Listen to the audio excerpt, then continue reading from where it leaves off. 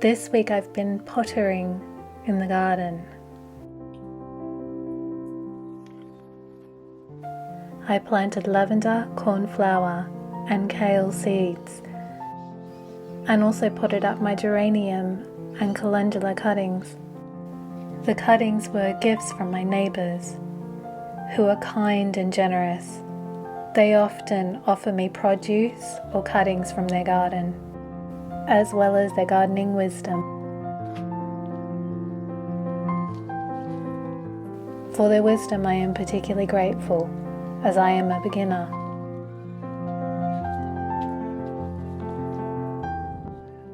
I first learnt the basic rules of propagation as a nursery hand. It was my very first job. Just before I turned 16, I learnt to pot up and water azaleas. And slowly my potted herb garden is taking off.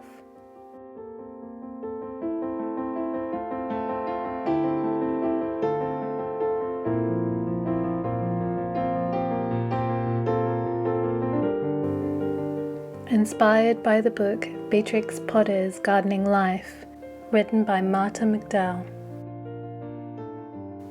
I have decided to keep a garden planner and journal. This will be where I record major events in my garden.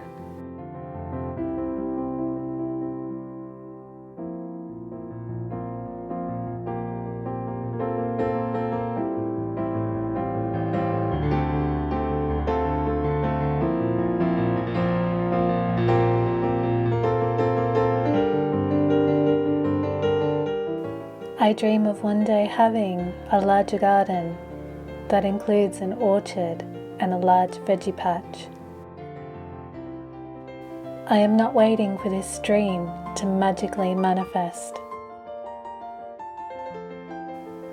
When I look back over my life, I realize the power of doing little things consistently.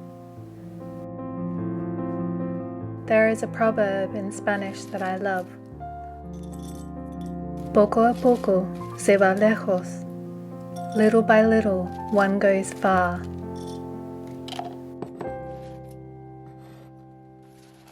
We can achieve big things by taking little steps each day.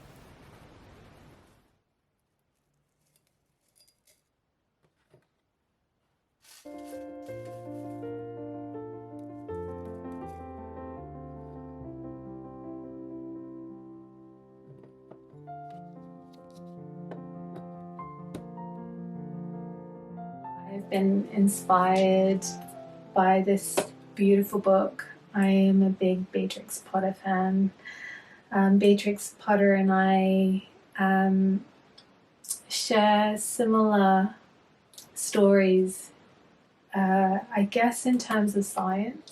So Beatrix was born and raised predominantly in London, but was most at peace in the country, and later in life in the Lakes District, where she has left a wonderful legacy.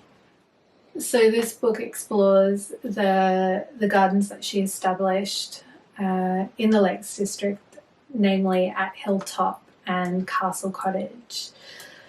So I know that some of you may have been to Hilltop, and I'd love to hear about your visit, so please share with us.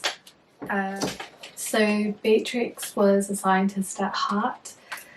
She devoted quite a long period of time to researching fungi, and she went through a major disappointment. She wrote a paper which was presented on her behalf only for it to be rejected. I've often spent time wondering how Beatrix must have felt the disappointment, the sorrow and the sadness, because it was an abrupt end, as Martha points out in the book. After that disappointment, Beatrix's research came to an end. There are no more entries after that point, or at least none that we found. But here's the thing, much later and after her death, her research was finally recognised, and she is now considered to be a major contributor to our understanding of this incredible kingdom. I can actually relate to this type of disappointment. As some of you know, I worked in the Central Andes for over 8 years. I actually completed my PhD on Incan sacred landscapes, and in particular on Incan sacrifice and the sacred landscape. And I had planned to become a full-time academic, and for a variety of reasons, that pathway became inaccessible for me, and I had to move or change direction, and it was very, very hard. For a long time, I dealt with a lot of difficult emotions: bitterness, disappointment, sorrow. I think I mourned not being able to return to the Andes to do further research for a long time. So, like I said, I can relate to Beatrix's story in that way. And something that I can say to you is certain and true, is that when something ends, something else is born. So in my case, my new beginning was picking up at the threads of an old dream and begin to write for children. And I don't know where it's going to take me, but I'm enjoying the journey.